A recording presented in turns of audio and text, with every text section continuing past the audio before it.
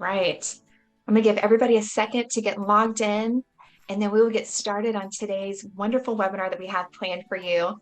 As many of you guys know, my name is Ginger Jarek. I'm the Executive Director of Connectionology Seminars of America, and we are thrilled to have you join us today. I wanted to just make a quick announcement to let you guys know that the agenda, everything is live on our website for our Nashville TBI seminar, which is happening May 6th through 9th. We're going back to the West End. We have a lot of amazing speakers that we are bringing in and experts, and we're going to be talking about all about TBI for 4 full days. So we hope that you guys can join us. Also, we are added Hawaii and we have Fort Worth, Texas. Those seminars are coming together very nicely. And we're going to have all those details up on our website soon too. So I hope everybody will come out and meet us and join us for these great events. In addition to that, I'll be rolling out all of our March webinars starting this week. And you're going to see a lot of those that you can sign up for. But today is very special because we're bringing in 2 incredible doctors. We have John Romano, who's back to help moderate with us. And we're going to meet 3 of our incredible partners later on in this webinar with HMR On Point and Fox AE. We adore these groups and we hope that you will continue working with them.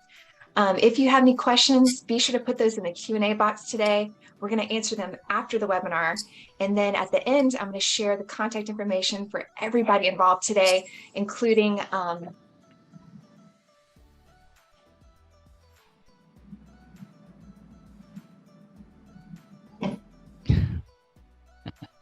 please forgive me with my incredible mascot that we have with Connectionology. Every now and then he likes to make an appearance and say hello to everybody. And he must be very excited that both of the doctors are with us as well because he said hello. But anyway, guys, I'm sorry about that. Let's get to it. I want to introduce our incredible moderator, John Romano. He's the founder of Romano Law Group in West Palm Beach. And a neat fact about John is that before he became one of America's beloved trial lawyers, he was actually a captain in the United States Marine Corps. And he's board certified. He's gone to trial on just about every single type of civil and criminal case that you can imagine. You guys, that's like well over 300 different trials.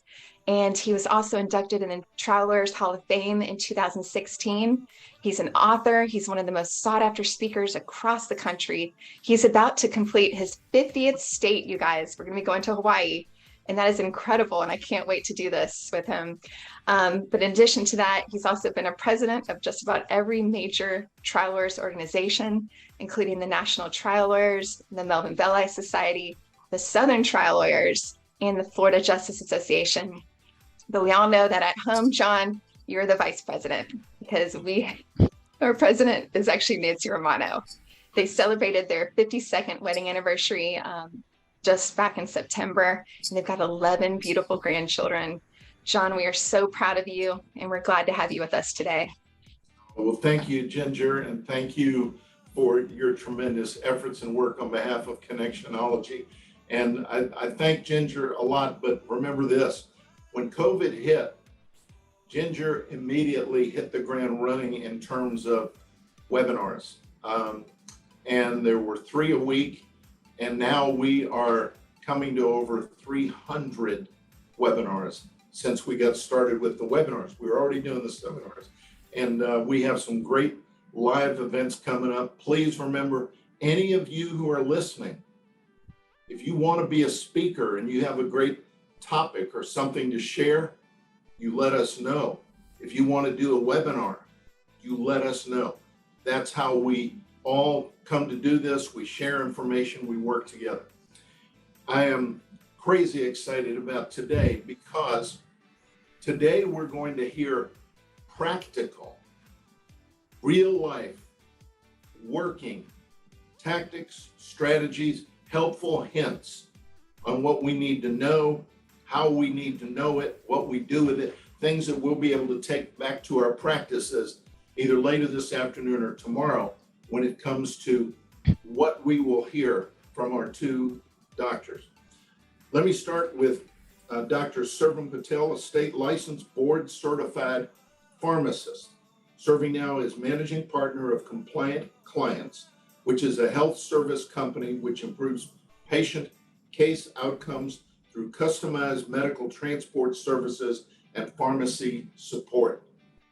That's just incredible. When I first spoke with the doctor about that, I said, I've never heard of anything like that. And when you have innovation like that, a creative mind putting together something like that and taking it from the conceptual to reality, doing nothing but helping our clients and other patients, that is incredible. He's an advocate for his patients, and it's not uncommon to see Dr. Patel navigating his way through the halls of the Texas Capitol buildings there, speaking, testifying on behalf of different issues, different causes, on those things that are so important in what we are doing in the tort system and system of justice. One of the things about Dr. Patel that has great meaning is this. He is a visionary. A visionary is someone who sees the impossible and makes it happen. And you're going to hear him explain how he is doing that in his practice and how that all relates to what we are doing in our respective practices. We also have with us today Dr. Scott Tauber, the COO and Director of Education for the American Institute of Personal Injury Physicians. He has over 26 years of active clinical and healthcare consulting experience and has served as an expert witness for both plaintiff and the defense side on medical legal cases and issues, and has been an independent medical consultant for several major automobile insurance carriers, healthcare companies, and state regulatory agencies. He is also the developer of the, quote, personal injury success blueprint, end quote, system, which helps providers quickly improve the personal injury portion of their particular practice and work more efficiently with medical legal professionals while maximizing their performance and growth. Who have you ever heard of who does that? That is so extraordinary, so unusual, so unique. Again, that's what we're going to be hearing about today. Dr. Tauber is also a diplomate of the American Board of Chiropractic Orthopedists and a certified professional coder.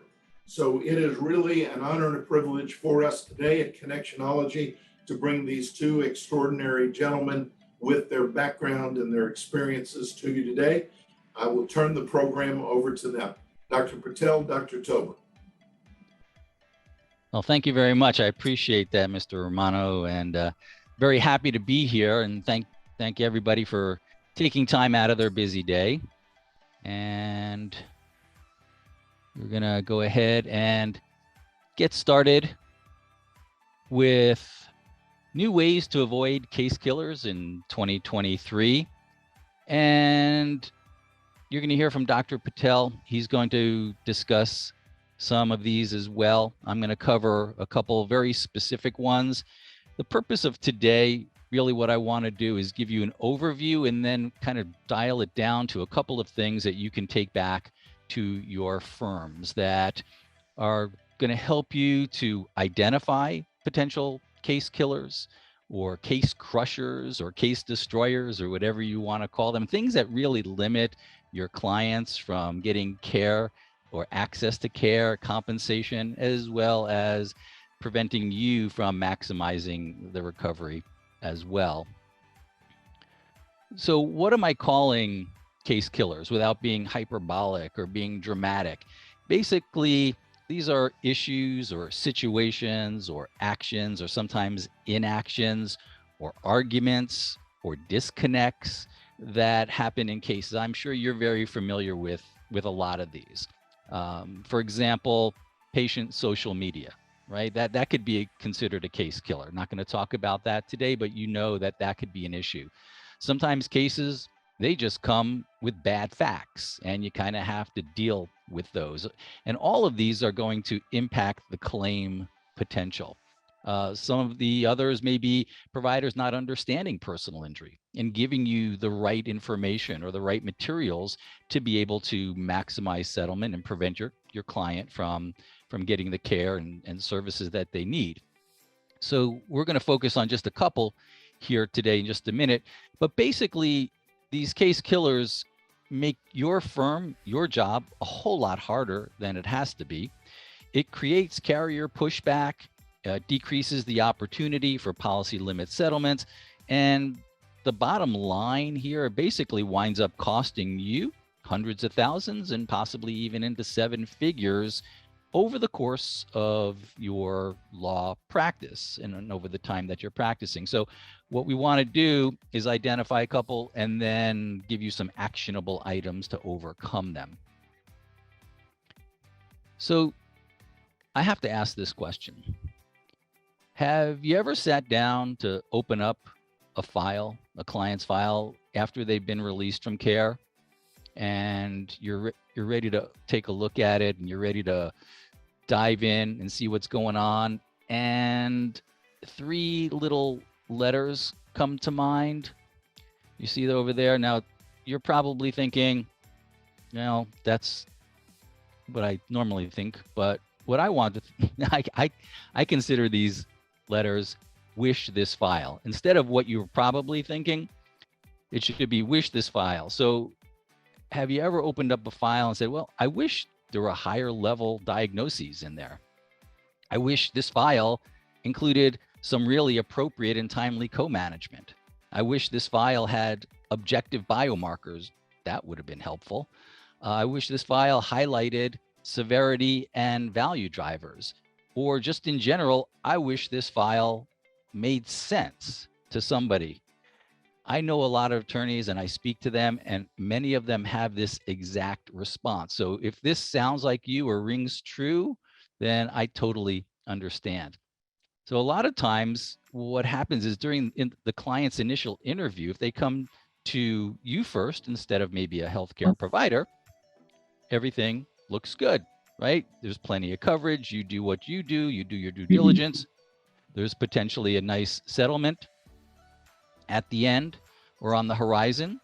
You refer them out, and then the file comes back and we've got a little WTF, wish this file, not the same interpretation that you might be thinking originally when you saw this. Now, here are just a few of what I call case killers. Now, I'm sure that you can add to this list, but diagnoses, missing injuries, those are two that I'm going to focus on here today. If you didn't know this already, those two, diagnoses and injuries, are really two of the highest or the biggest value drivers in personal injury cases and working with a third-party software. So when injuries are missed, or they're underdiagnosed or poorly diagnosed or misdiagnosed, it can become a problem, becomes problematic for you later on. Treatment compliance is also a case killer. As I'm sure you know, patients having gaps in their care, and Dr. Patel is going to do a great job in going deep on that. But that also leads to communication. Wouldn't it be great if your providers actually were better at communicating that the patient had gaps? And I'm going to show you how you can overcome this very easily here in just a few minutes. Another case killer is not having advanced imaging, or sometimes we'll call medical evidence. As attorneys like to call it, or objective biomarkers. They all kind of mean the same thing, objective findings. Advanced imaging is critical to be able to capture this evidence, to be able to relate it back to the precipitating event. And without it, we have a problem with the case. And then just in general, PI-specific documentation, which is a whole, as I'm sure you know, dealing with providers, I'm one, so I totally understand. This is a whole seminar or a whole presentation in itself, is personal injury specific documentation. We don't have that kind of time here today. But also some of the others that you might want to consider: causation statements, functional loss, basically over-treatment, under documentation. Any or all of these, imagine, I'm sure you've had cases where all of these have been in there. It becomes problematic. MRIs, no MRIs, no MRAs, no DTIs. You have providers that are what I like to call the lone wolf syndrome. They go it alone out there. They're the only treating provider. So I totally understand, you know, that these are all creating a problem for your client, patient, as well as the settlement, and creating it a more difficult opportunity and time to settle your cases for fair value or policy limits and to maximize the recovery. So we're going to focus in and dial it down here today just on diagnoses and missed injuries. I'm going to show you here a very specific example. So let's give you an actual case example. Let's look at this. Now, it's always helpful when you actually have a case, if it comes with red arrows on there, that's always nice, but not all of them do. But you can focus in on these red arrows over here. What does this mean? This is actually an intake from a patient. Now, it would be nice if this patient had seen the attorney beforehand, but in this particular case, they went to the provider first. So I've highlighted memory loss, headaches, loss of words, which is pretty significant, difficulty sleeping, and irritability. Now, of course, you see other things listed there. You see jaw problems in column number 3. You see some neck pain and neck stiffness and spinal injuries, back pain, lower back pain, back stiffness. This right here, these 5 symptoms are critical because they're indicative, and I'm sure you know, of a traumatic brain injury. Our clients often give this to us on a silver platter. But what happens is somehow it falls through the cracks. So we need to work the attorneys with the providers to make sure that this is getting documented, that it gets into the records, that it gets diagnosed so the client can get the care. These are cases that have tremendous potential when there's a TBI, but unfortunately, sometimes they don't get worked up the way they should. So we can see that this has the 5 symptoms here related to a TBI. Now, let's take a look here in our next slide. This is the actual diagnosis. Now, you're probably very disappointed if you're the attorney on this case, because where are all of the TBI symptoms? You don't see them. We've got all of these segmental dysfunctions. We've got cervical pain. We've got lower back pain. We got thoracic pain. This is significantly underdiagnosed. Now, I won't bore you with all the details, but this particular patient was actually a paralegal that went to a provider. They were referred, and they went to a provider, and they wound up having to get advanced testing, and they had to go beyond this particular provider because this provider wasn't working up the TBI, and they clearly didn't even diagnose it. Most cases, if you're not familiar, most providers will diagnose somewhere in about the range of 4 to 8, where in my experience of working with providers and attorneys, most cases, even relatively simple ones, should be somewhere in the 12, 15, maybe even up to 20 diagnoses. When I looked at this file and looked at what the patient had written down, what the doctor had actually documented, but then ultimately diagnosed, there were literally 10 diagnoses that were missing. Is that killing this case? Absolutely, because this patient is not going to be able to get treatment for their TBI. It's going to make it so much harder. It's going to make it so much harder to settle this case, and it's certainly going to be so much harder for the insurance carrier to understand why this wasn't even in the records. So these are diminishing the recoveries. Diminished recoveries, obviously no one's happy with that. And this is what we want to try and overcome and give you some actionable items. Just to throw out some fun facts for you on TBI, if you look at the literature, 50 to 70% of motor vehicle crash cases have TBI, some form of TBI in them. In my experience and in my view, that is actually closer to about 80%. 80% of your cases have some form of TBI.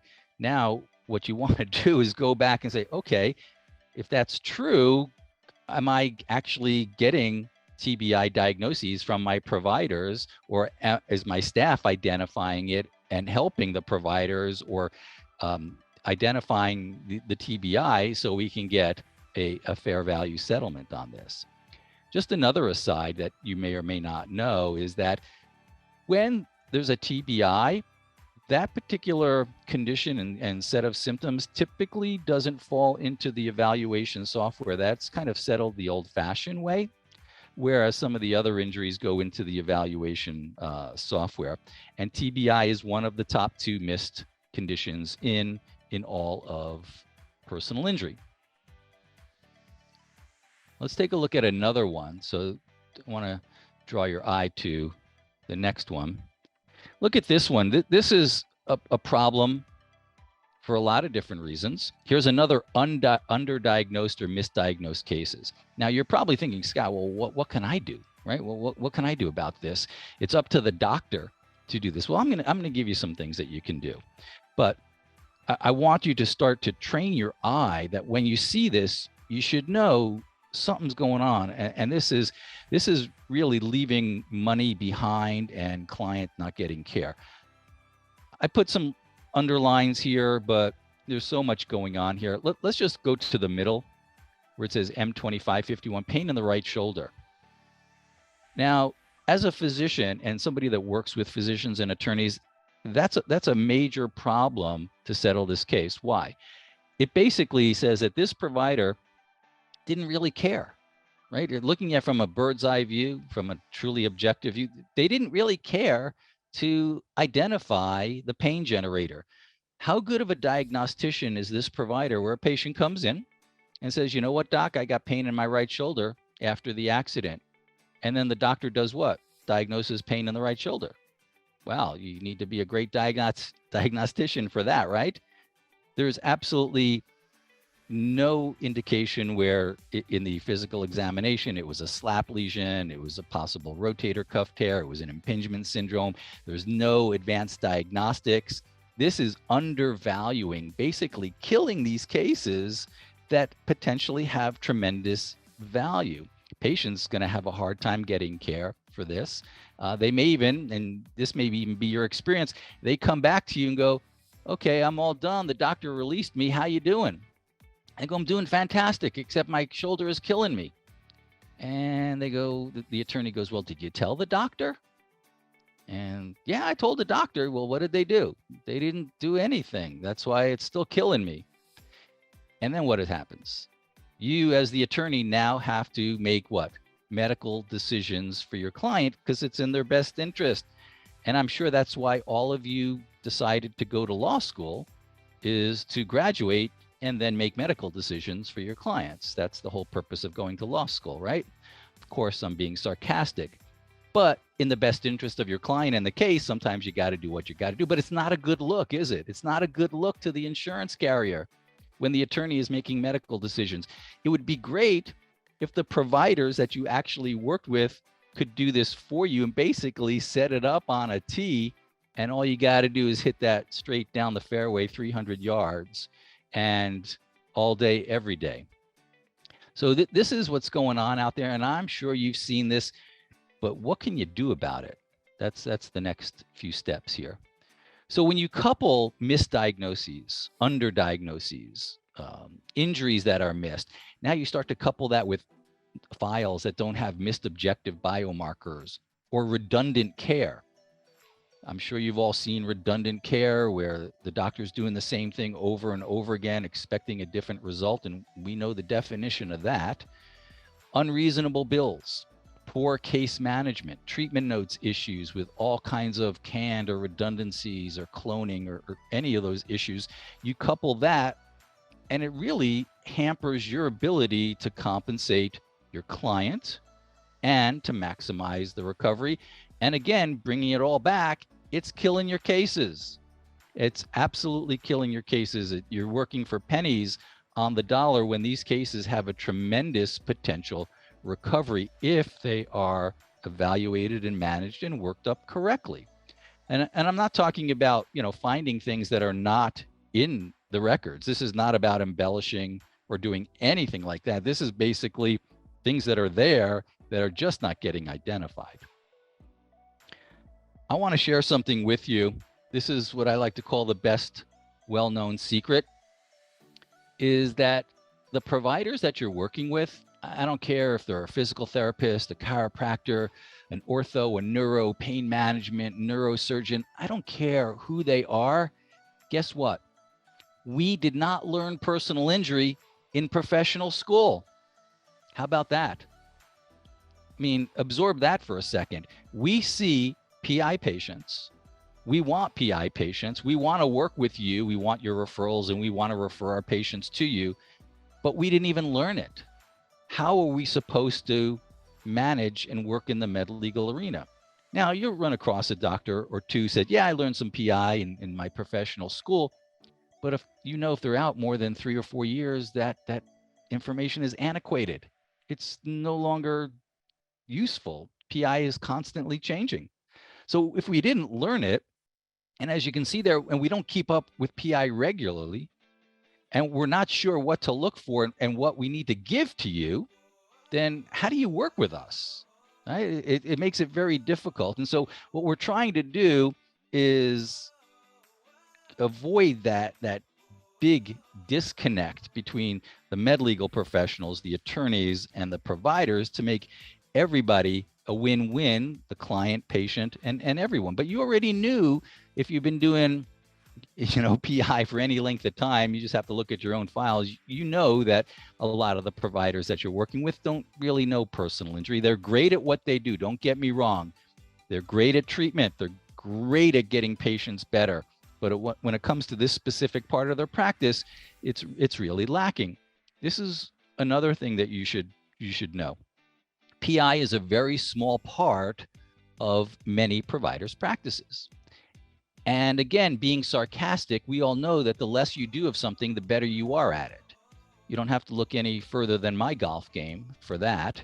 And so if they don't do a lot of PI, it makes it very difficult, which leads to their practices not being systemized for personal injury. They focus mainly on treatment, and they don't see the big picture. They don't think like you think. And so it takes a lot of training and a lot of postgraduate training and a lot of effort for doctors to actually want to get out there and learn this. But of course, you already knew that as well, that PI is not necessarily a big part of many of the providers that you work with. All right.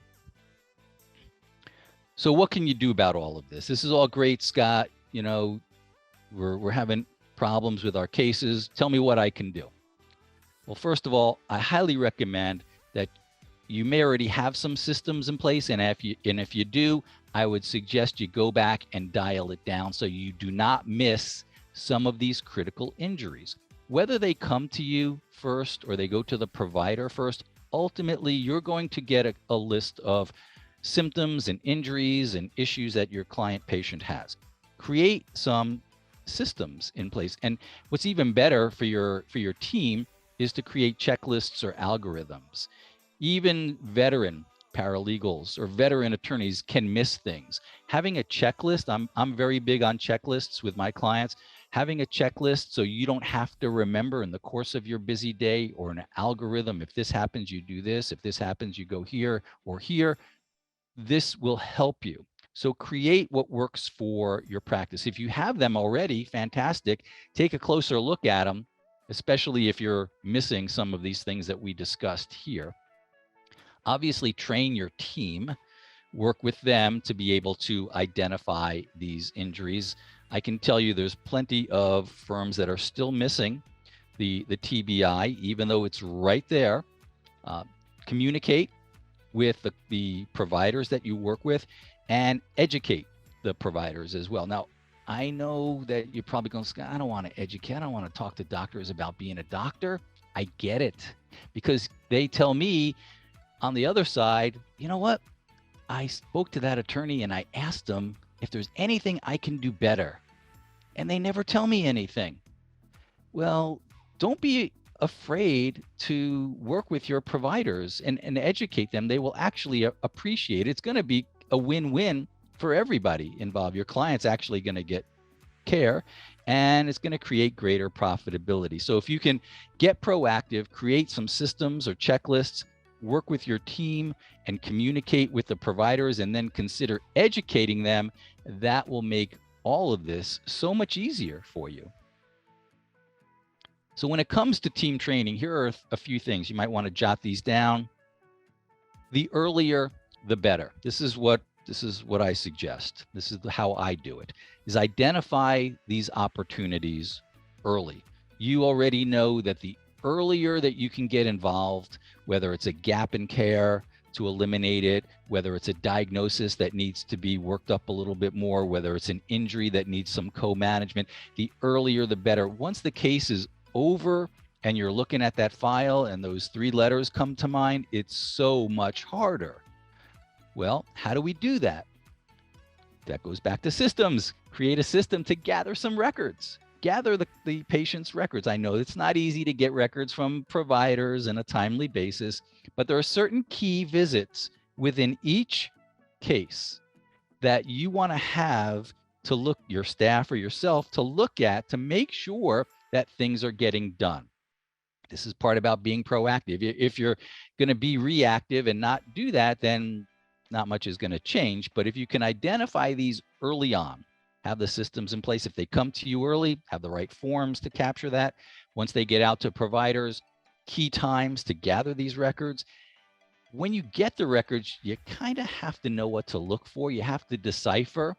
And I know that, the reading doctor's notes, and especially in today's environment with EMR and, hundreds of pages, and they all look the same. It's great to, for insomnia. So any insomniacs out there, all you need to do is open up a patient file, and I guarantee in 5 minutes, your insomnia is cured.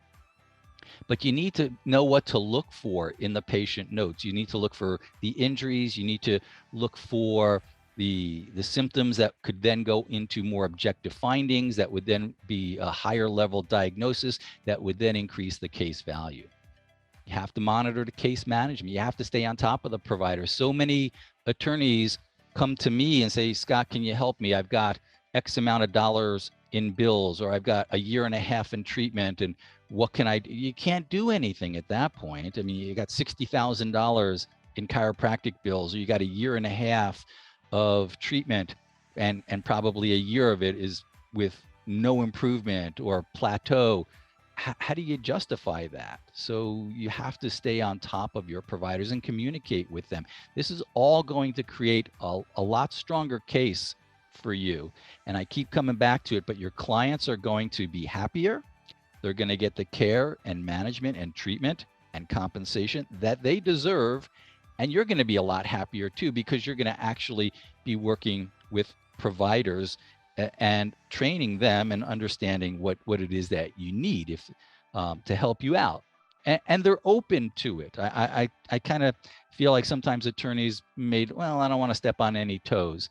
It's okay. You can step on toes. You can tell them Dr. Tauber said it's okay. So this is something that you could use in your office. You may have something like this. We just call this create your resources. This is one of several checklists that we use. And when your client comes in, this is for TBI specifically. There should be absolutely no reason, no chance for a TBI to be missed ever in your office again. If you use something like this, where you already know, I'm sure, that TBI has multiple categories, your client fills this out, or your paralegal, or you could go through this with the client at the time and check off the different symptoms under physical, emotional. There's also behavioral. This is, again, a resource that we use. You can include immediate co-management here. You can include things like treatment. You can include diagnoses, making sure that the providers are using the right diagnoses. Create this as well as some of the other resources to help you. And this is very easy to make sure that you're not going to miss any TBI and limit your cases or your potential recovery. So diagnostic imaging, I mentioned, objective findings, treatments, all of that should be on that particular form. Now, is all this going to be worthwhile? I don't know. You need to decide for yourself, but take a look at this. This comes right off of a website. All of these are related to TBIs. Pretty nice settlements, right? But you and I know that the first thing, and I'll let you in on a little secret. You and I know this already, that in order to make a claim or to put it into your demand package, it has to be where?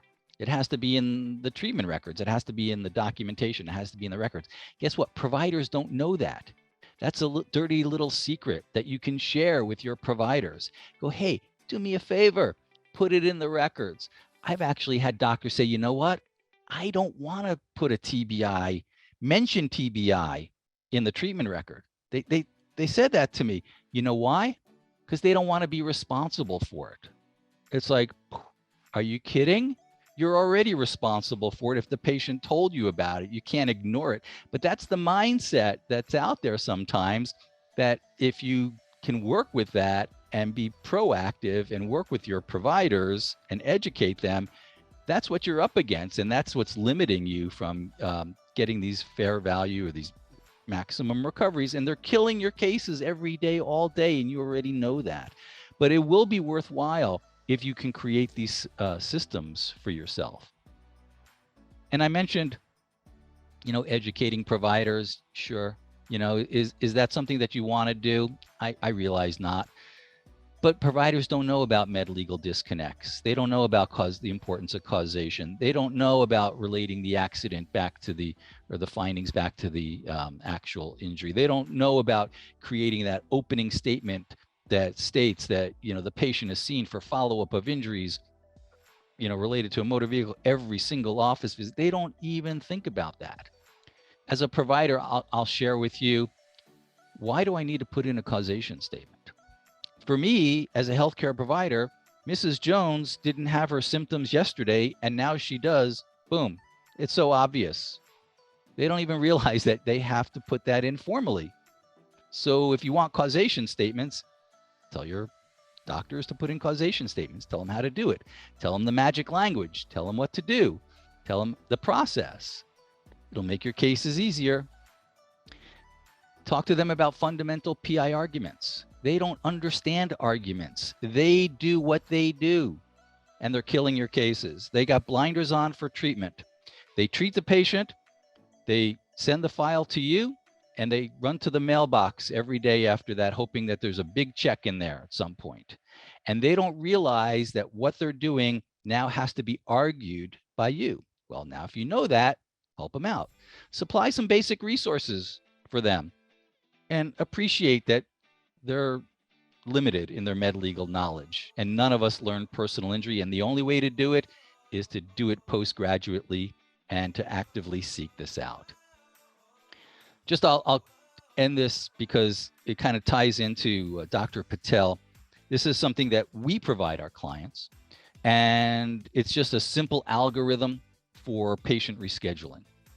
This helps our clients eliminate gaps in care, which is going to lead into Dr. Patel's presentation, which is a huge case killer. As you know, multiple gaps in a plan of care really, create problems. But as a provider, it's like, okay, well, how many times do I call the patient? When do I contact the attorney? How many times, or how long should I wait? Is a month too long? I actually spoke to a provider a couple weeks ago and said, yeah, I haven't seen the patient in a month. And I finally called the attorney. It's like, okay, well, that's probably a little bit too long. But so help your providers out, help your paralegals, help yourself out, help your clients out, create this win-win-win, and you're going to avoid these case killers all day. And so that's my presentation. I hope you enjoyed it. If you have any questions, let me know. I'm going to turn it over back to, I think, Dr. Patel or Mr. Romano. Wow. I mean, that was just tremendous. I can't thank you enough for that. And I'm looking forward to see where we end up as the questions start flowing in and we go into our question and answer part. But for right now, let me turn it back over to Ginger. You all set? Absolutely, you guys. And what we'll do is we'll go ahead and just take a quick break right now because I want to bring in Dawn with On Point Legal Nurse Consulting. And we're so happy to have her back today because she's going to share with everybody all the great things that they do over there. And in the meantime, I've seen some amazing questions rolling in.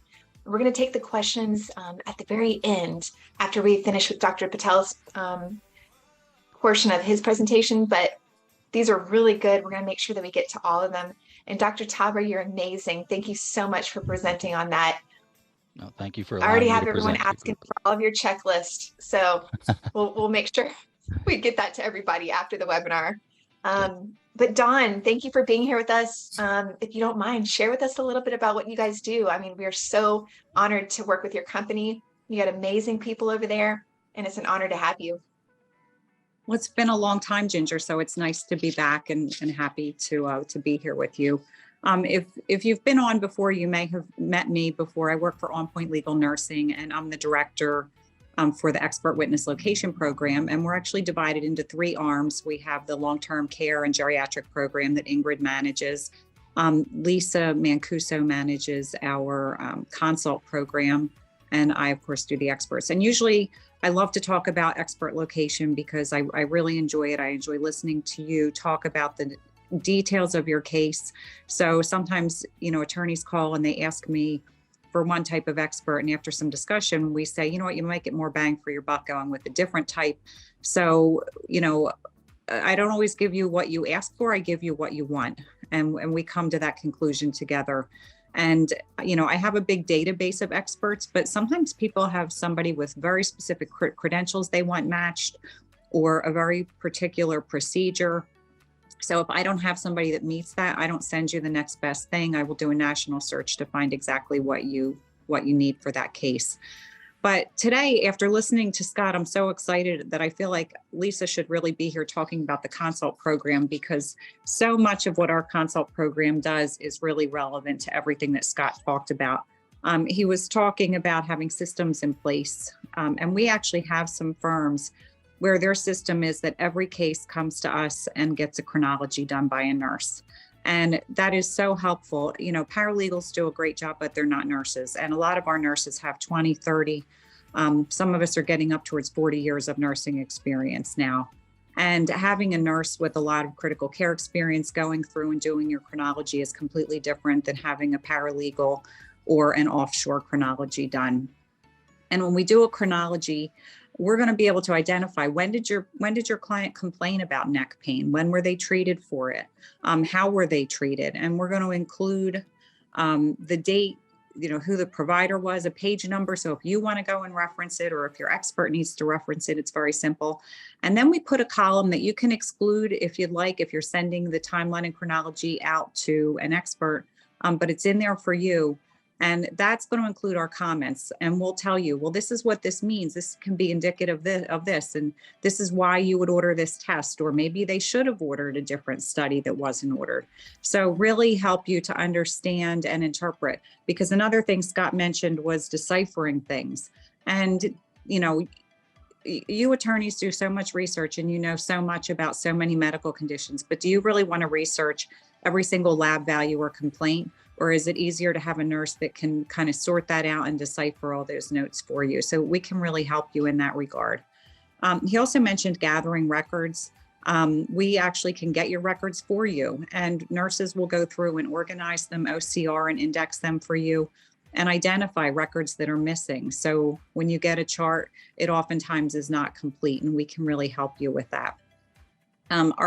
Some of our firms that use us routinely for chronologies, the one firm does a bill review on every single case as well. And we have certified coders that can go through and they'll tell you what's usual and customary, and they can include geographic modifiers and really make sense of what all those bills mean and, what should be getting paid and who should be paying it. Sometimes they'll do pain and suffering reports. I know John really likes to talk about our pain and suffering reports. And it's a great way to really paint a visceral picture of what it's like to go through what your client went through. What's it mean to get a wound debrided? That sounds so clean and sterile. Well, when you talk about, kind of like, peeling off layers of skin, I mean, it's uncomfortable. And listing pain charts where people are complaining of pain at a 9 out of 10, and they had 72 wound debridements over, a few month period of time where they were hospitalized. It paints a really graphic picture, and it's great for settlement purposes. That can be useful. And another thing that they'll do intermittently is medical cost projections. And a lot of you are very familiar with life care plans, and they are wonderful for traumatic, catastrophic cases. But sometimes when you have a case and you think, well, it's a smaller case value, you really don't want to invest, 40 hours for a life care plan. But a cost projection uses a life care planner who does not need to go through a record in its entirety. They can work from treating or examining physician reports, so a couple of pages, and put together a whole cost projection that might only take them 5 to 6 hours, and you might get $80,000 or $100,000 more case value. So lots of behind the scenes things, expert things that we can do to really help you achieve all the things that Scott was talking about today with gathering, deciphering, having systems in place. And we really try to support your team, make your life simpler, and manage the case from behind the scenes, facilitate your communications with experts, and set up appointments as needed. So we'd be happy to talk with you. We'd love the opportunity to work together with you. And Ginger usually asks me to post my contact info at the end, so I will do that, and I'd love the opportunity to chat with you. That was terrific. And again, my thanks to On Point for being so supportive and so strongly behind us through all these years, the way you have supported Connectionology. But as you were talking, I want to make the point to everyone, lawyers and paralegals cannot do what a nurse does when reviewing and assessing records. Let me tell you how ridiculous it is when I hear a lawyer say, I know records better than doctors themselves, or I have a paralegal who knows more about That's like me saying, I know more about birth than my wife. I think everybody I know would just start laughing. They'd probably start kicking me. How absurd can that be? We don't. A nurse is trained for years and then has years of experience where that's all they are doing. A lawyer and paralegal, we're doing 50 other things. And oh, by the way, we also happen to review medical records. I want a nurse reviewing and assessing and evaluating medical records. I want a nurse involved in conducting interviews of our client. A nursing interview is different from an initial client interview by a lawyer. I want them to do a pain and suffering report, which simply is a game changer when you go into a mediation. So I could go on, but we work with On Point because they take a case to a different place, to a different level. More importantly, they take us out of the mindset as a lawyer or paralegal of thinking we got all this under control, and they go, no, you don't have it quite under control, but let me help you get it under control. And that's what they do. So get legal nurse consultants involved in your cases, all of your cases. And obviously we just love working with On Point. Dawn, you all have just been fabulous. You're skilled, you're talented, you're responsive, and that's a big thing. So thank you again and again to On Point. We appreciate it. Thank you, John. Yes, I'm happy you're here with us today, Dawn. And you were right. If you could post your information in the chat box so everybody can stay in touch with you, that would be great. And we hope we see you back here again soon. Yep. Thanks, Ginger. You're welcome. And now I see that Cody is with us, who I just saw last week at a convention. We're so happy you're here with us, Cody. You're going to wow us today, aren't you? I hope so. But first, I just want to say I'm excited about Nashville. So I'm going to see you again in Nashville, and hopefully everybody here in Nashville will be passing out cowboy hats for the party. So,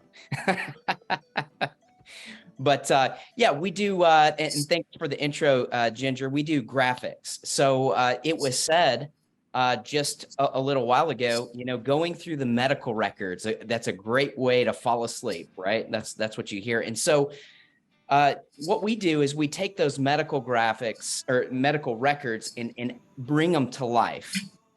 And so we're with Fox AE, and we do TBI, brain demonstrative. So I had to add a carbon monoxide intoxication here. Can you guys see that? Is that coming through? Hold on a minute, Cody. Yeah. What is that That is software. What is the software by which you are doing this? Because you just blew me away. How are you doing that? it's magic. It's called Prezi. Spell Prezi. Prezi. All right. I'm not going to interrupt you again, but that was tremendous. Keep going. Yeah. So I was hoping that, like, for a deposition, people could use these in depositions, John, but I didn't want to bring that up. I could talk to you about that later, but wouldn't that be great if you're trying to talk this through as an expert witness, and then this stuff pulls up and you can point and say, well, here is a white matter lesion up at the top and enlarged ventricles, the globus pallidus necrosis, and hippocampus atrophy. So all of these, I just saw that one of those medical records had carbon monoxide poisoning, and we can bring that to life. And then the last thing we can do is a lot of different things, but this volumetric reconstruction, we can do that with TBI. We can do this with bones. And here is one where there is a burst compression and it caused paralysis here. And we're able to show how that cuts off the spinal cord and compress the spinal cord. And so we zoom in, and so that's not an illustration of the spinal burst compression. That is the spinal burst compression.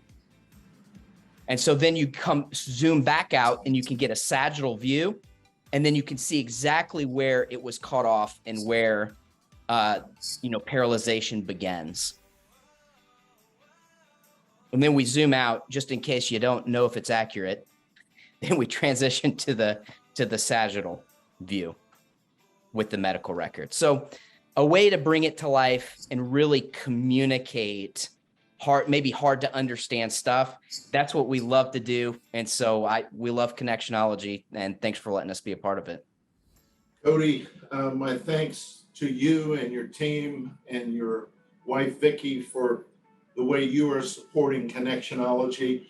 But I must tell you this, the thing that jumps out at me, you're very skilled, talented, smart, you're an engineer, but it's your enthusiasm that has struck a wonderful chord with me, with my wife, with everybody we know.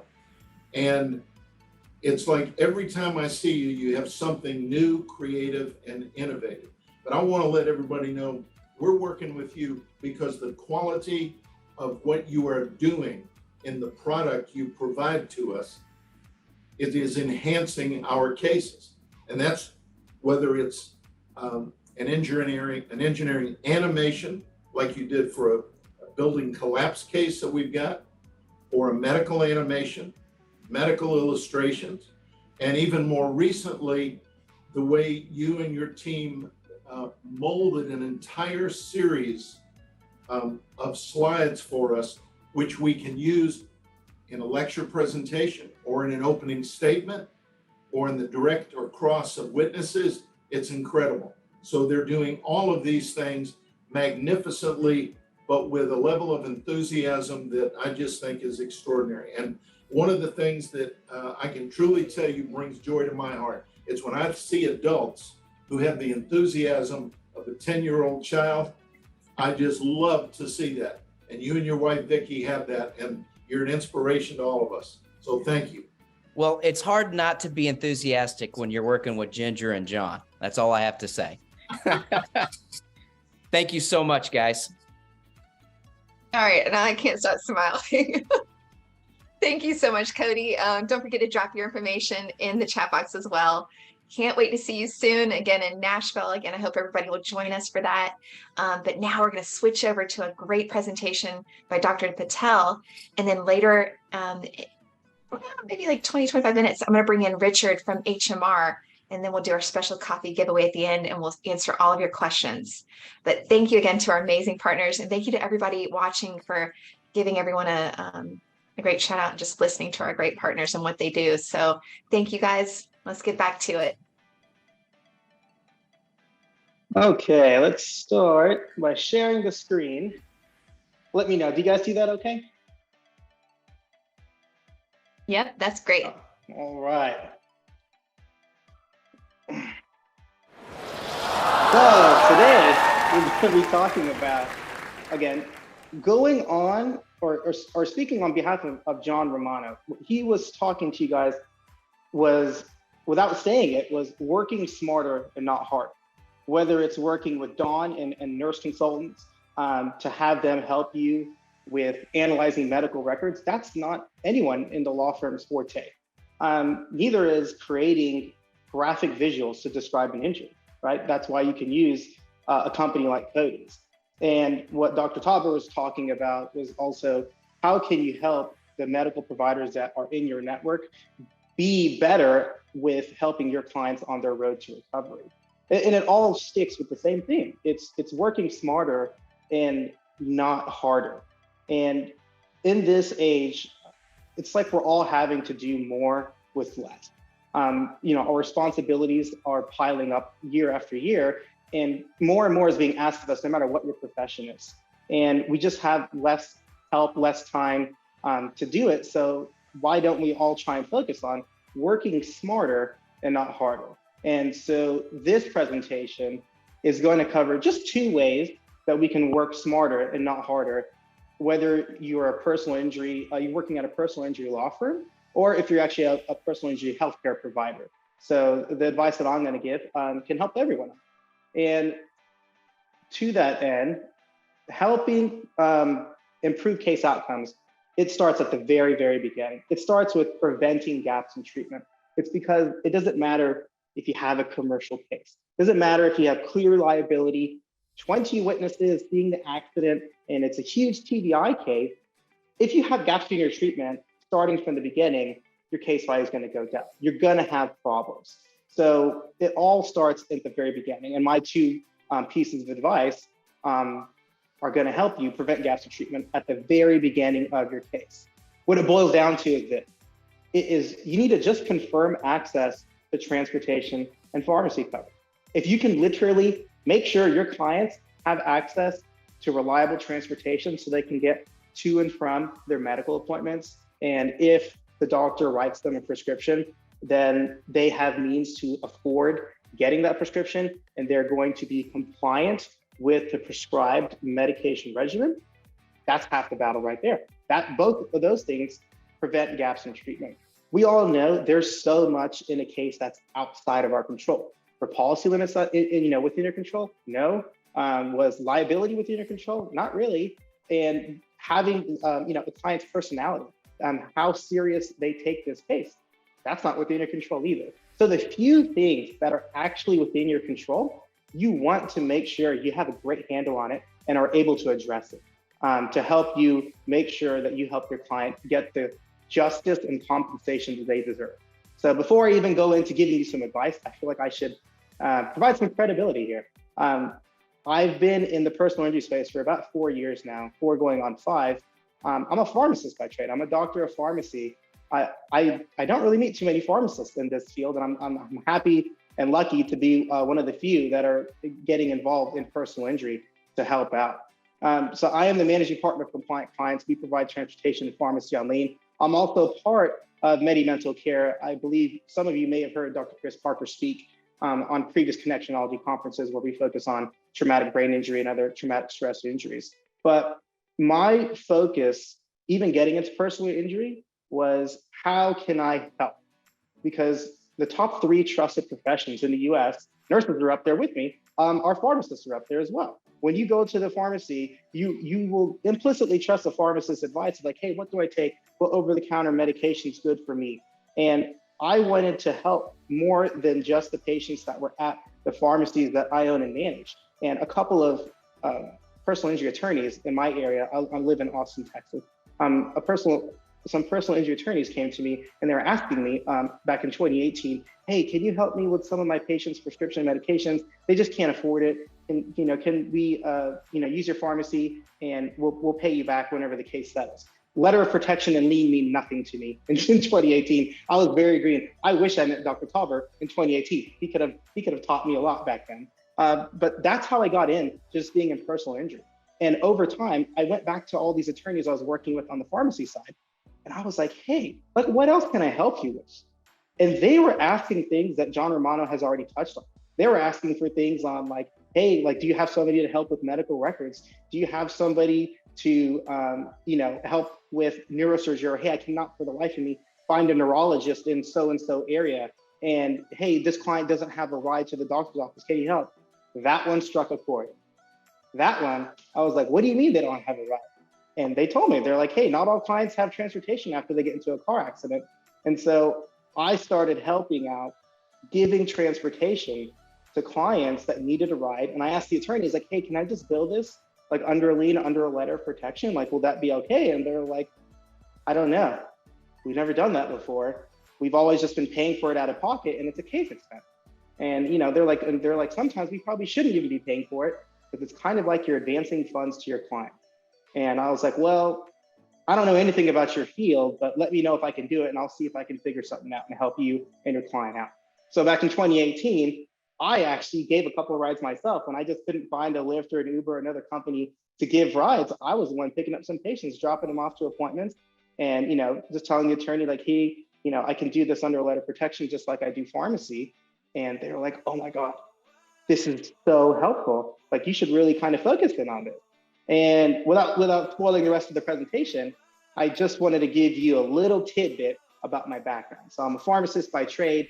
I do a lot of personal injury now at this point. We have, I think, almost 3,000 cases that we've been lucky enough to help benefit clients on their road to recovery. And Dr. So, Patel, sorry to interrupt yeah. real quick, but I did notice the slides are a little bit blurry. Oh, sure. It's a little blurry. Should... Yeah, let me see. Hold on. We could maybe close out and open it back up. Oh, it's much better now. Is it better? Is it still big, by the way? Is it still big? I think I can read it. Is everyone watching? Can you guys see that okay? Yeah. That's much better. Okay, I'm sorry about that. No, perfect. Oh. Thanks, guys. No worries. And thank you everybody watching. Of course. So this is not rocket science, right? If clients are missing appointments, the defense knows that. The defense knows that, hey, that's an easy argument to make. They can argue, hey, they're not that injured. They didn't even need to go to the doctor. They missed all these appointments. Everyone knows if clients miss appointments, you're going to probably have to expect low settlement offers. And that's even if you guys find out they're missing appointments and then they go resume their treatment later on, the damage is usually done. It's not saying it's like final, but it's better if you're able to identify the clients who are missing appointments. And a lot of attorneys ask me, it's like, hey, how long are patients, I'm sorry, I don't know why that's not loading, how many patients are missing their medical appointments due to transportation? Apparently it's quite a bit, about 3.6 million Americans, and that's only from 2 years ago. So it's gone up since then. And traffic fatalities, they just are going up. They're much more common in low-income neighborhoods, and there's like multiple reasons. And there could be socioeconomic differences in vehicle quality, road conditions, substance abuse, availability of crosswalks. There's so many different reasons why the increase in traffic deaths per capita are going up. And more recently, essential workers who maybe couldn't stay home and work remotely, they are disproportionately made up by lower income demographics. And I'm sure we can all agree that over the past couple of years, it's been challenging for everybody. Stress, anxiety, they've all equated to aggressive driving. Alcohol and drug abuse has increased due to COVID, and the US DOT, Department of Transportation, they said that they reported that a proportion of drivers testing positive for opioids had actually nearly doubled after mid-March 2020. And if you guys remember, scratching your heads, that's around when all the COVID shutdowns occurred. And that was compared to the previous 6 months, while marijuana prevalence increased about 50%. And again, that around mid-March is when the major COVID mitigations had begun. And from a clinical perspective, this is pretty important because attrition. And if you don't know what the word attrition, it's literally, I can explain it in layman's terms. If one patient misses a medical appointment to any provider, they are already, actually, if they don't even miss any appointment, they're already 19% likely to miss the next appointment, even if they didn't miss anything. If they missed one or more appointments, that jumps up to 31.7%. So this is really important, especially in the beginning of cases, to really make sure that you get, or you are able to help get your clients to medical treatment and make sure there's no delay. And again, many millions of Americans, 6 million Americans are missing medical care due to lack of transportation. These next couple of slides, they're more targeted to personal injury. It's not always because you don't have the ride. Sometimes they have a second car at home, but the other family member may need it to go to and from work, or for transporting kids or something more. Or maybe because they got so injured that they can't, and they have a second car at home, they just can't even drive that car because of the nature of their injury. Or maybe because of financial hardship, it's falling lower on their priority list to get to and from medical appointments. Or maybe the ride, or the distance of the ride to the clinic is too far for them to do. And that happens a lot when patients live in the sticks. And not all patients are getting into accidents in metropolitan areas. Some other reasons are, depending on where you are in the United States, lack of public transportation is a huge problem. I live in Texas, and public transportation is severely lacking.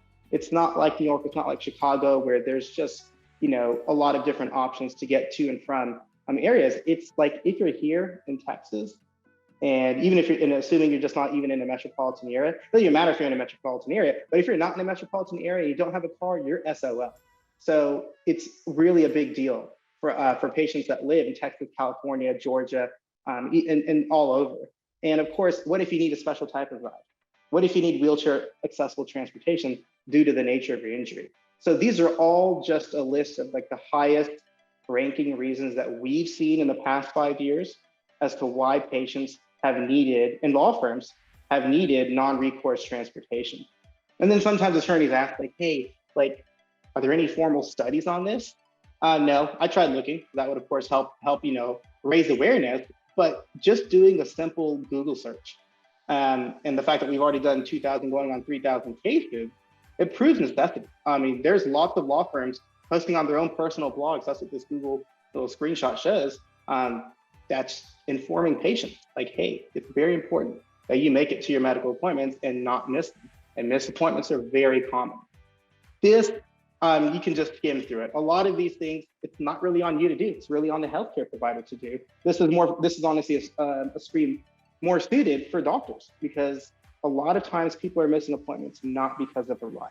There's just so many different reasons that somebody could be missing an appointment. And here are some no-show tactics that healthcare providers can do. Some of them law firms could do. Again, I'll be sending some of the slides out, so no need to screenshot unless you want to. You'll get a copy of this afterwards. And outside of thinking about case value, obviously case value is important to the patient as well as law firms and healthcare providers, but you got to look at this from a clinical perspective. It's not just about patient attrition. They're just not going to show up to the next appointment. Transportation has a huge role in healthcare access, because when patients have transportation, they're able to get timely medical care, they're able to get treatments they need, they're able to get the medication refills, and it all translates into improved health outcomes.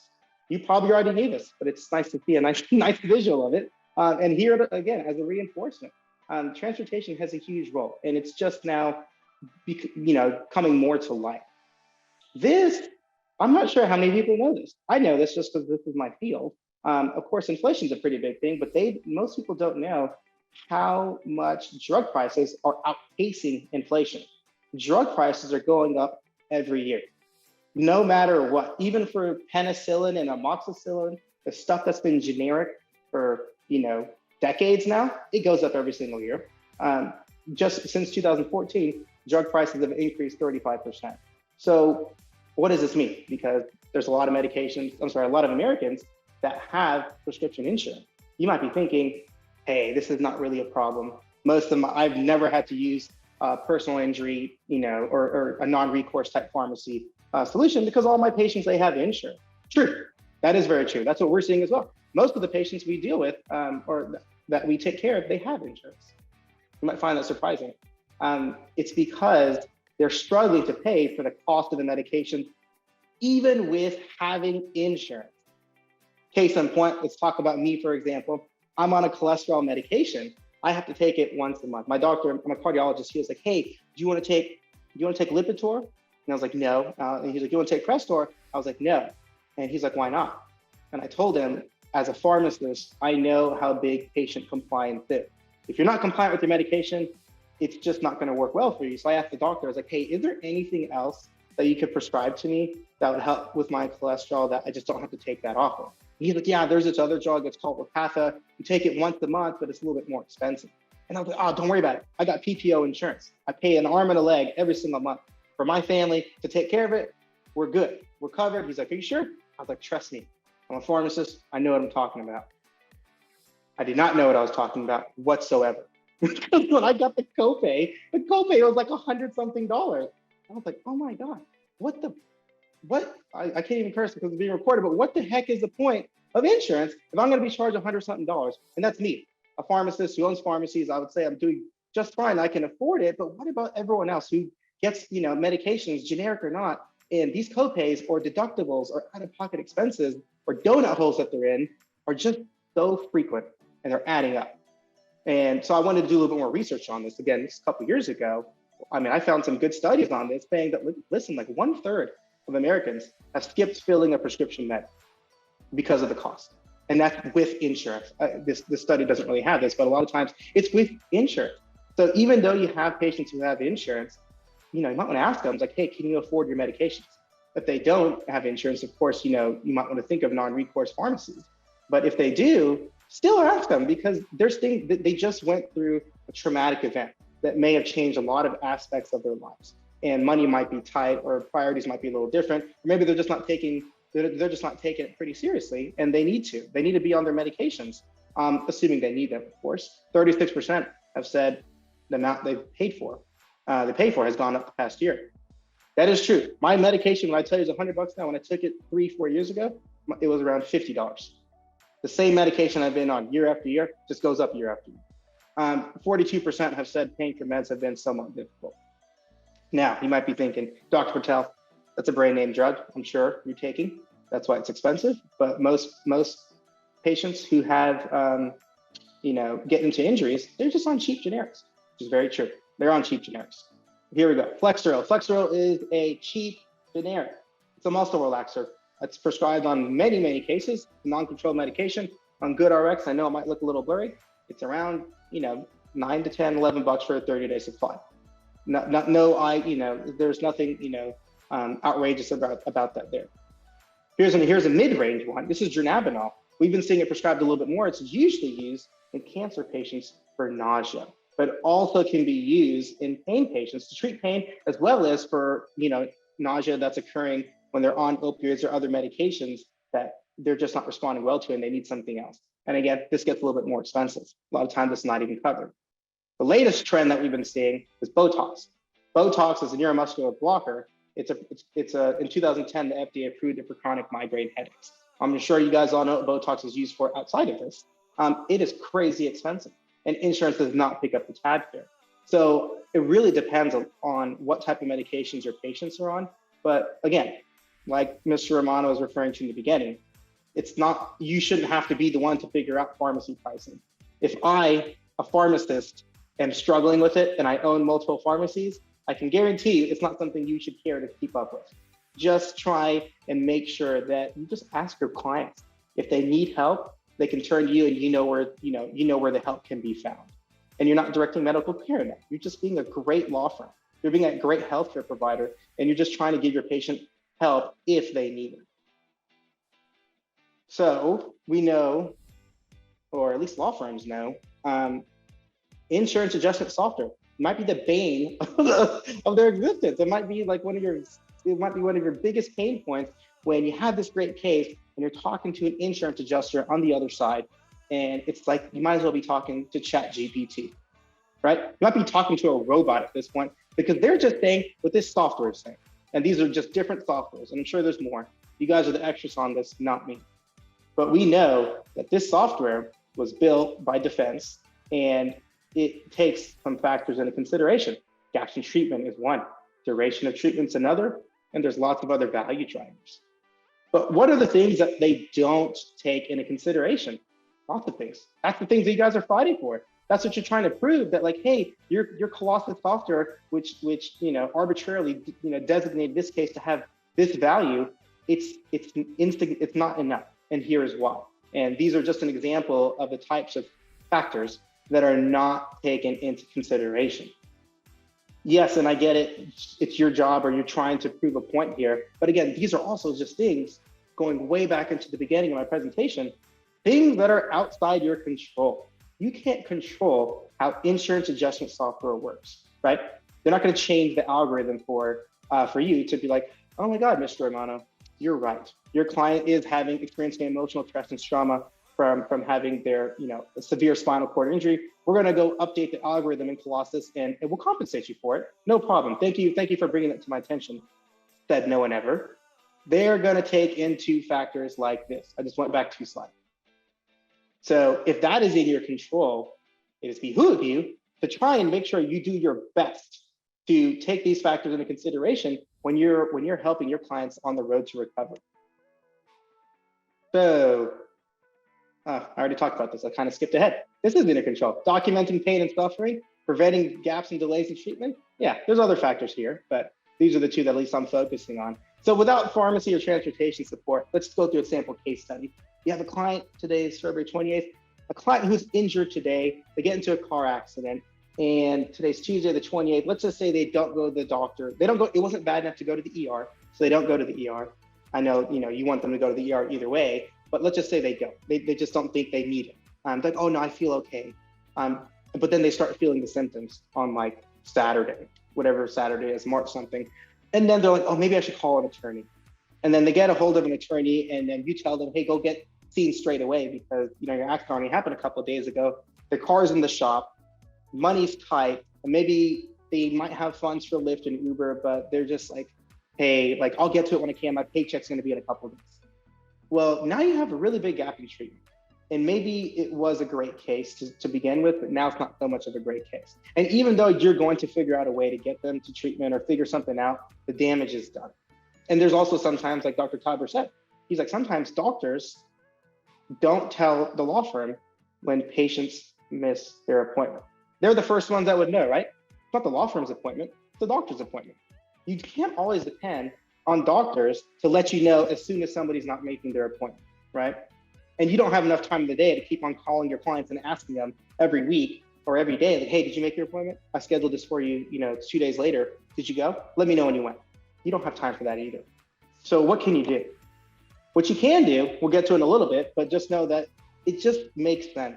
The fact, if you're able to make sure that if they get into an accident and they call you and they retain your services, you are able to be in a position to help them, whether it's on the pharmacy end and the transportation end. And I've talked with many attorneys who tell me this, and they say something along the lines of, I've been practicing for 25 years, or I've been a paralegal for 15 years. I've never needed this service before. So why do I need it now? Maybe you didn't need it. You may not need it. I mean, I put it this way, I gotta be devil's advocate against myself. Maybe 100% of your clients have a ride, right? And they have alternate means of transportation, and this is not an issue with the area you live in. Maybe. But I also know the main reason why you have never seen this issue is because you weren't even looking in the first place. And I don't fault you. Like if you didn't know there's a solution for this, and you weren't really focusing on this because you have so many other legal duties and functions to attend to, transportation cannot be high on your list. Pharmacy cannot be high on your list. So this is really huge right here. So now that we're hopefully at this point of this presentation, you are kind of in the boat of considering that, like, hey, this guy sounds like he's making sense, and maybe we should just make sure our clients have transportation and they have pharmacy. But what is the difference between a law firm providing the transportation and somebody else doing it? The main thing that you want to take away from this, which I said out there, it's that if a law firm does it, it's a case expense. It's not recoverable, it's not compensable, and it's not included in medical damages. But if you use a medical provider, it is. That in and of itself is huge. You're not wasting your own time, spending your own staff's time and money to get these rides, to get these patients these rides anymore. A lot of law firms do that. Some law firms, they have cars. They just buy their own cars, and they have people just shuttling patients all over town just to make sure they make their appointments. And that's not compensable. They just take it off the top. But if you outsource this, now you don't have to pay for your own staff time to be scheduling rides, and it can be a medical bill. And that is one of the biggest difference between a law firm continuing to schedule their rides themselves and a transportation lien provider doing it, because it's a compensable medical bill. It's just as valid as an orthopedic surgery bill or a chiropractor's bill or imaging. And I had an article written in the Daily Journal. There's attorney Matt Tauber. He's in part of Bridgewater Group in California. And we were looking at case law specific to California, but we have legal opinions in other states that just kind of talk about, hey, is it compensable in my state? And I haven't gotten through all the states yet, but literally I've done all the major states that we have to do work in.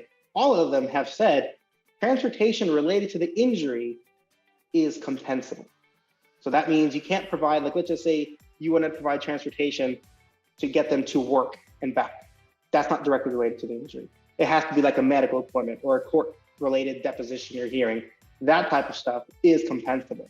And of course, you can always look at your own case. So, you know, the nuts and bolts of it are, you have three options as far as I can tell. You know, a law firm can do it. Maybe you can use pre-settlement funding, or you can just outsource this to non-recourse transportation. And there are times where I actually recommend a law firm to do it themselves. And we'll go through that a little bit later. But this is, I'll include this in the slides that we send out afterwards. But this just kind of goes to show you what are the differences between a law firm doing transportation themselves or pharmacy versus using pre-settlement funding versus using non-recourse transportation. If there is an option D, E, and F, please tell me about it because I don't know it. But from doing this for a couple of years, this is what I usually see. What is the main difference?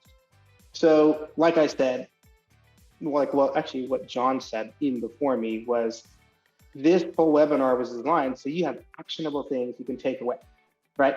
It's all great to talk about it in theory, but if you're not walking away saying like, hey, I learned something from this and I'm gonna make a change today or tomorrow, I've not done my job.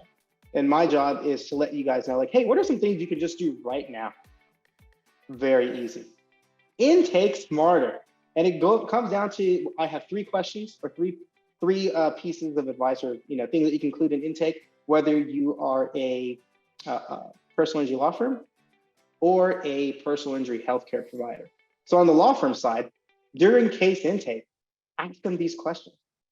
The fact that you're straight up asking these questions to your clients, it lets them know to think about it. Be like, hey, do I need a ride? Oh no, I'm okay, I don't need a ride. And that way you guys can kind of just mentally check off, hey, we probably should not see any gap in treatment here. If they have a ride, they're gonna be okay. And if they say they need a ride, or if they say, hey, I may need it, or something like that, well, you can make a note. Whatever, file line case here, it doesn't really matter. Make a note somewhere where you're like, hey, either you schedule a ride for them or you use a non-recourse transportation provider or do it yourself. But you're identifying a potential gap in treatment at the very beginning. You're not waiting for that gap to occur before the damage is already done. Same thing with prescription insurance. Ask them, like, hey, if they have prescription insurance and they can afford their copays, great. One less problem for you to worry about. But if they don't have insurance and they can't afford it, or if they have insurance and they can't afford the copays, that could be a little bit of a problem. And you want to make sure that you just identify these problems in the first place. And these are, I'm sorry, John, did you want to go ahead and say something? Hey, Ginger. Let me see if Ginger is right there, because I got a note that says we're supposed to do a break at this point. If Ginger comes on, we will. If not, then sorry for the interruption. I don't No problem. see. I got 3 slides left anyway. Do you want to just power through it? No, you keep going. You keep going. Go ahead. Okay, I'll power through it, guys. So on the healthcare provider side, you can ask these 3 questions. Again, this is the same slide as before. Just start thinking about what options you have. And this is actually, I'll do one more slide. This are some top reasons. As you guys read it, I'm going to tell you when I don't think you should use non-recourse transportation. So let's just say you had this case, policy limits case, and it happened in a rural area, or I'm sorry, the patient lives in a rural area, and it takes them about 45 minutes or an hour to get to a physical therapist or a chiropractor. In that case, I would probably recommend not using non-recourse transportation, because over time, the round trip nature of that, combined with the frequency, the times that you have to see a chiropractor and or a physical therapist, that bill overall, it may be just as much, if not more, than a physical therapist or chiropractor service, versus if it is like closer, maybe like 30 minutes or less, that's very reasonable. If it's a far ride and it's like for a 1 or 2 time type thing, like a neurosurgeon or a specialist or a procedure, for sure you should use them. And again, you should, and if it's too far, I'd probably just recommend, hey, maybe you just eat it yourself, or maybe you recommend them to get pre-settlement funding. But the overwhelming majority of the time, a lot of your cases are going to benefit from arranging transportation, whether you do it yourself, use pre-settlement funding, or you use a non-recourse transportation provider. You know, that I'll leave that decision up to you. But the main takeaway from this presentation was raising awareness to just knowing that people are missing appointments and people are not taking their medications. And if you're able to alleviate both of those, then you're documenting pain and suffering. They are both medical damages. They're both recoverable. They're both compensable. And if you're able to outsource it, you are a legal professional. You're not a professional in transportation scheduling and making sure people take their medicine. That's not what you need to be focused on. So the more you can outsource, whether it's medical records review, whether it's, you know, imaging and you know, getting some great graphic design to help you with your case, or any of these other great consultants or these companies that help you, enable you to focus on your job better, definitely, you know, weigh it seriously and think if it's going to help you work smarter and not harder in 20 and 23. So again, thank you guys for your time. I really appreciate it. I'll get the slide deck or redacted slide deck out to you so I don't bore you with all the slides. I think I figured out which ones you guys are going to like, and I'm more than happy to entertain questions after, I guess, HMR speaks and lets us know who's going to win the coffee bean. Perfect. Thank you so much, Dr. Patel. That was great. I wanted to give you the opportunity to kind of get through all of that good information before we brought Richard in. So that was just fantastic. And I do see that we have some questions. I'm hoping that Richard's video, we weren't sure if it was working or not, but I think we can hear you. Is that right, Richard? Yeah, I'm assuming so. Can you guys hear me? We sure can. Yes. We're sorry Yeah, we can't awesome. see you though today, but that's all right. We're just happy to have you with us. If you I don't know, mind, okay. tell us a little bit about what you guys do over there, because we love working with HMR and we're very excited that you guys are coming to Nashville with us too. Yes, we are very excited too, and I'm happy to be here. It's been a long time. I love your new hair. It's nice. I am kind of bummed that the video's not working. I spent a lot of time getting pretty for this. You know, first impressions last forever, as they say. But HMR. So yeah, what Dr. Patel was saying, we are a company that helps you focus on being a lawyer. The finances of your case can get complicated, especially if it's brain injury or there's a lot of moving pieces, or you have more than one plaintiff in the claim. So the funding that we provide, it's kind of like a one-stop shop. So our bread and butter is medical funding. We can basically help your client pay for their medical bills in 39 different states. We specialize in catastrophic injury cases. So if you have a brain injury case and it's challenging, or you don't know where to turn on how to progress your case with medical care, we can help consult with that. As Dr. Patel was saying about pre-settlement funding, we also do that. That's a very popular program. I'm actually in Northern California, so all the West Coast is my territory, and parts of Texas. And it's a very popular program because, you know, when you have someone that has a broken back, or, you know, they have a brain injury, they don't have a car more than likely, or they can't work. So we have a very competitive program that helps, you know, pay their bills and help them remove that anxiety. It's, you know, it's you got to, as I like to say, you got to pay to play.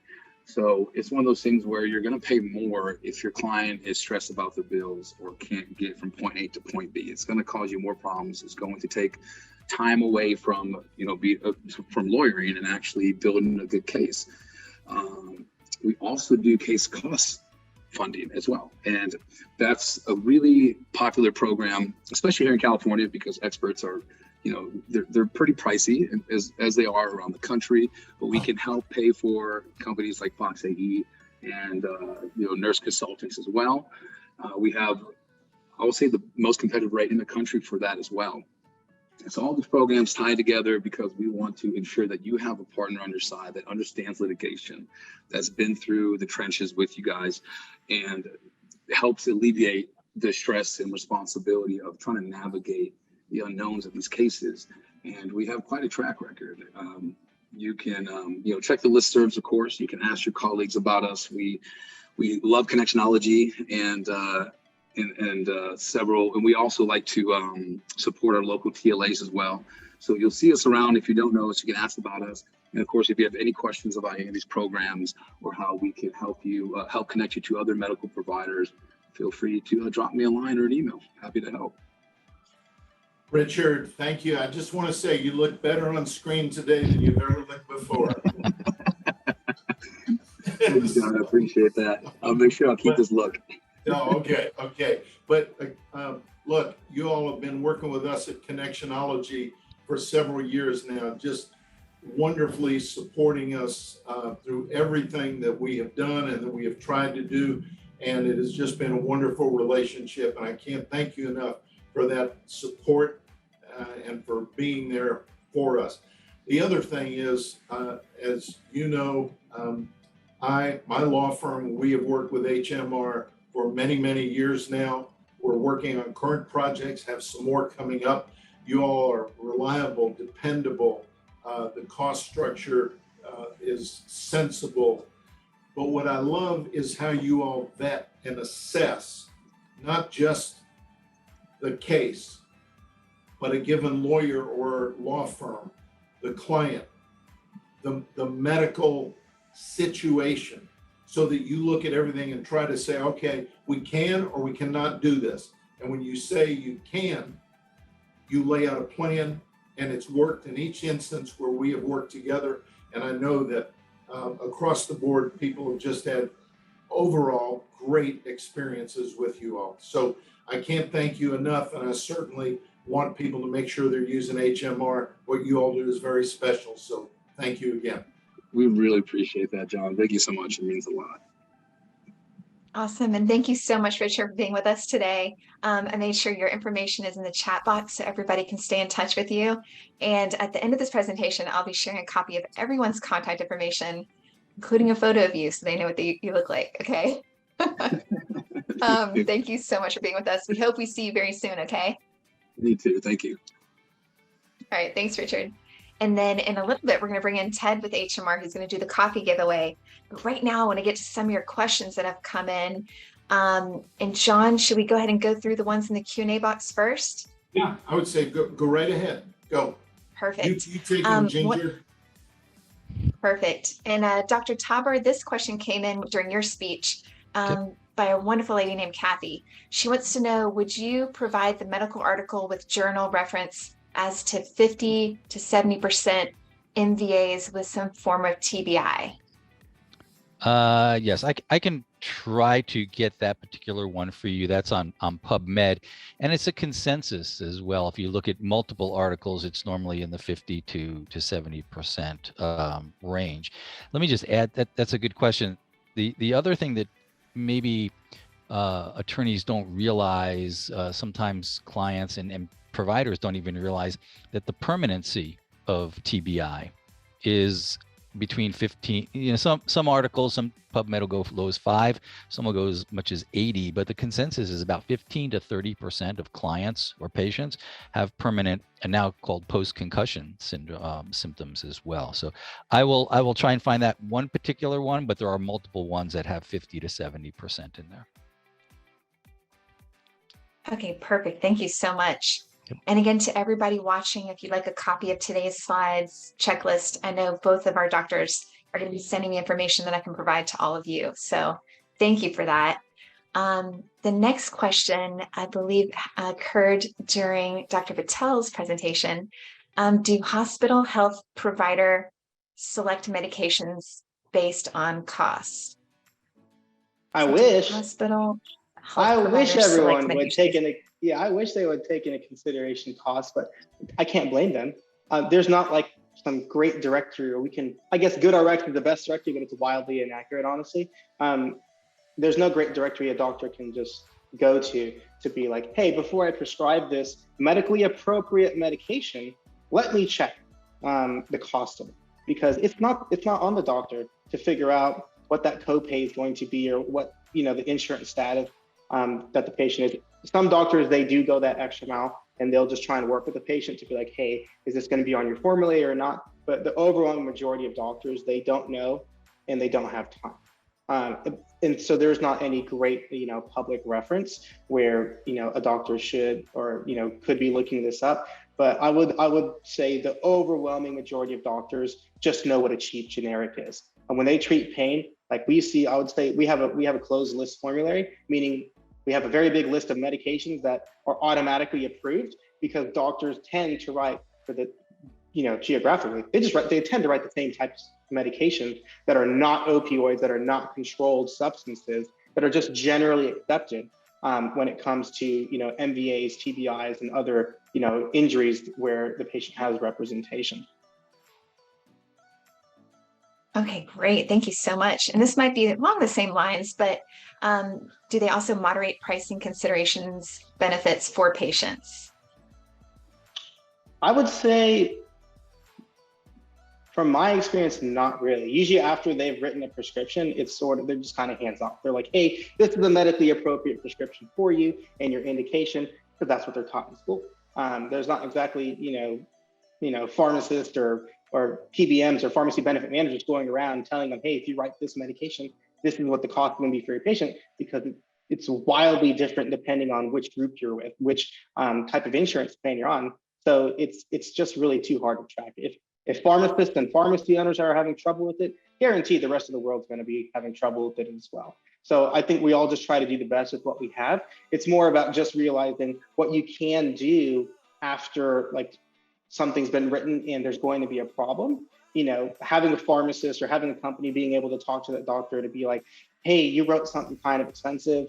We can try and see if it will be covered or it can be afforded by this case, but just in case it's not, here are some cheaper generic alternatives that would get the job done. And that's a doctor-to-doctor type conversation. The law firm's not involved in that, right? The law firm, because then again, it could always be construed as the law firm's dictating medical care. But when you work with the right company, we're able to talk to the doctor and be like, hey, you wrote for this, can you explain why?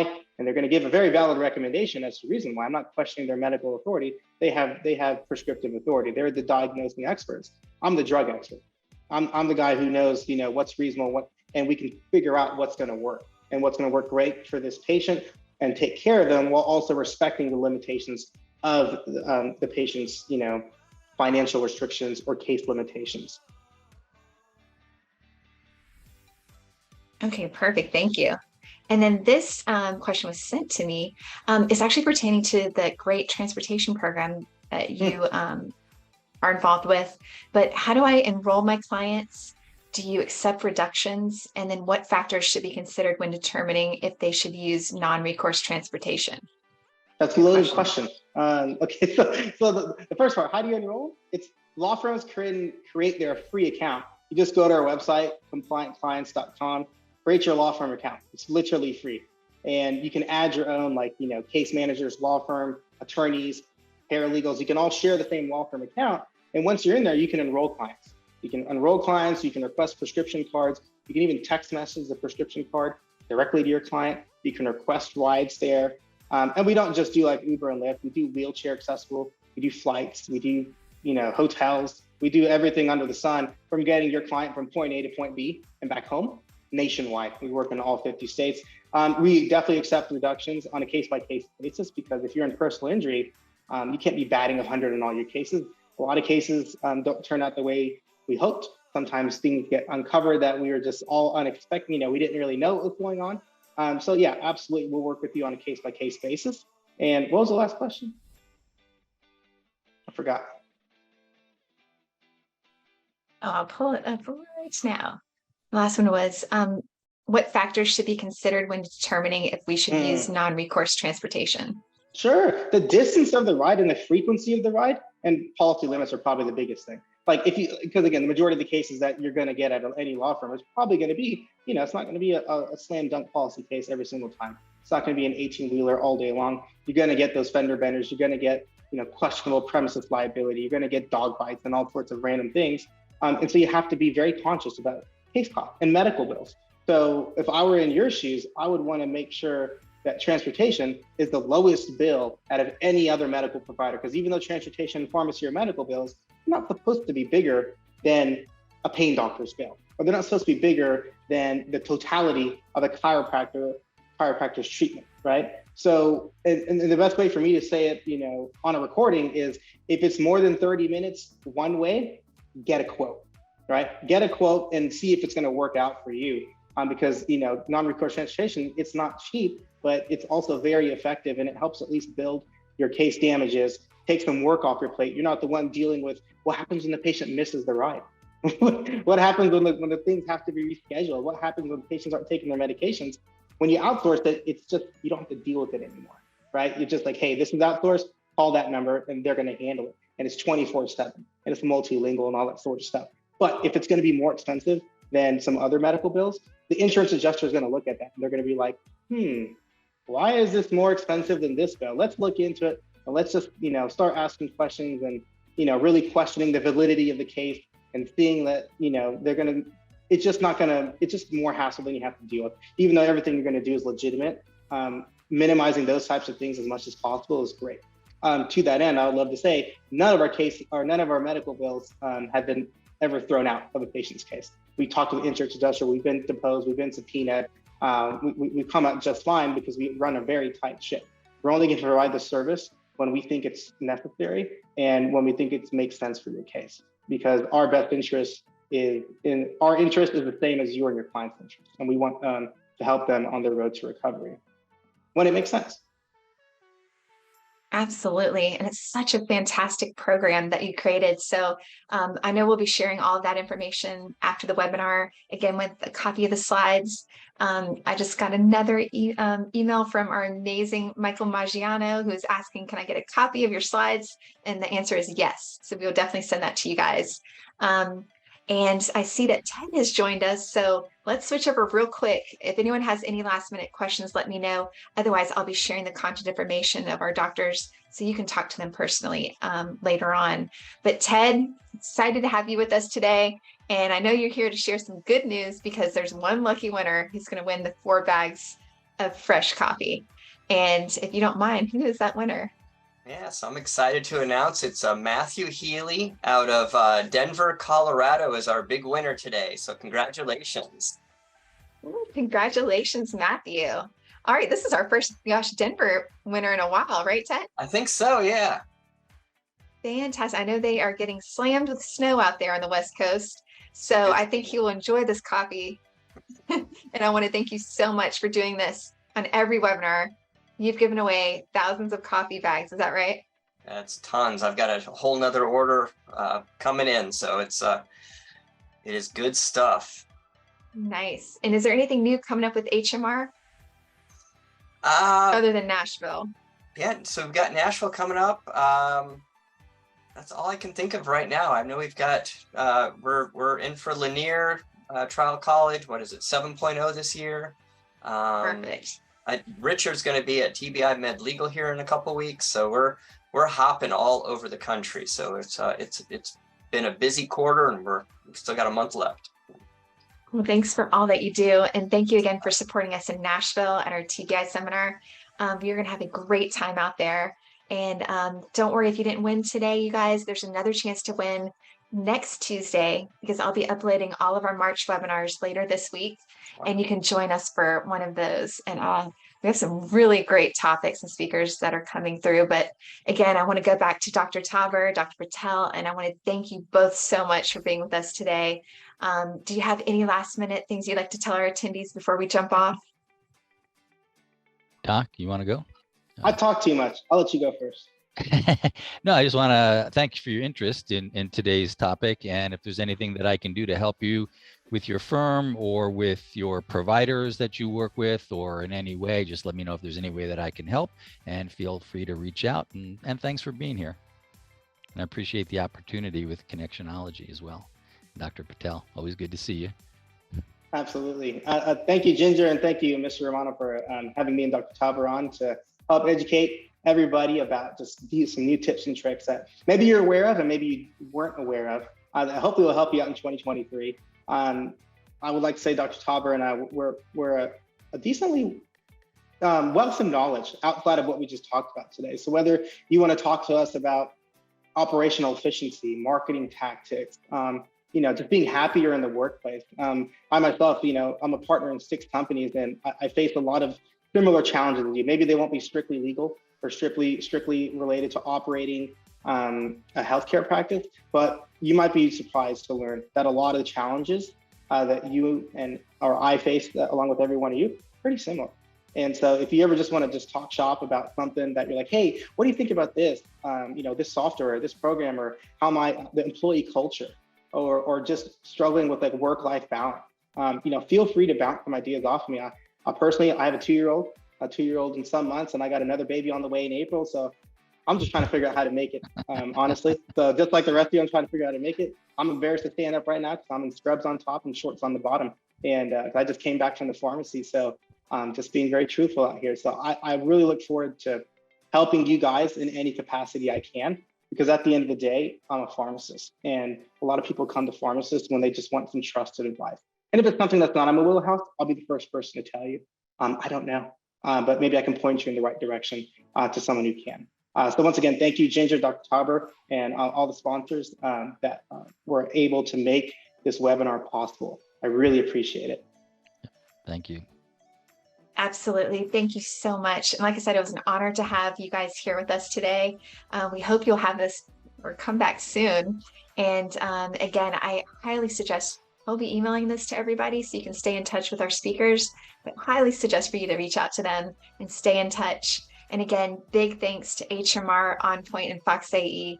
Again, we love working with you guys. Cannot say that enough. And it is such a pleasure to have you guys with us. So Ted, I'll see you again very soon. Dr. Tauber, Dr. Patel, thank you so much. And I hope everyone has Ginger. a wonderful remainder of your day. Thank you. Thank you. You too. Bye, everybody. Take care.